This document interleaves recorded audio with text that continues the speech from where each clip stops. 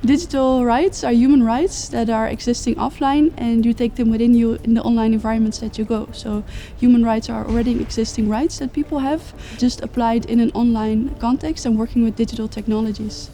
The Cities Coalition for Digital Rights is a network of cities united in spirit and ambition to uphold human rights at the local level in digital context.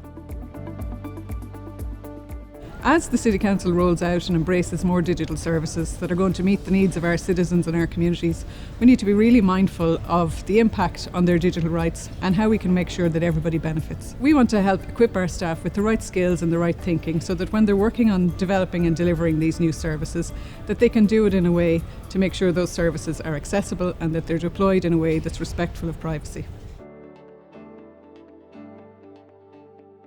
Dublin faces similar challenges as other cities around the world regarding responsible use of technologies and ethical use of algorithms. We are working with Dublin City Council to develop a workshop on ethics and privacy for local authorities.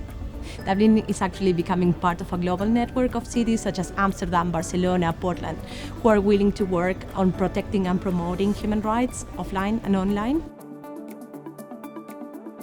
So today's pilot workshop is delivered through the Academy of the Near Future, which is a partner project between Dublin City Council and the Connect Research Centre at Trinity College Dublin.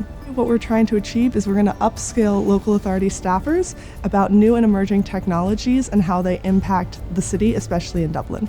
Today's workshop will be looking at a use case of delivery robots on the Dublin streets through the lens of privacy and ethics of deploying technology in the Dublin City Centre.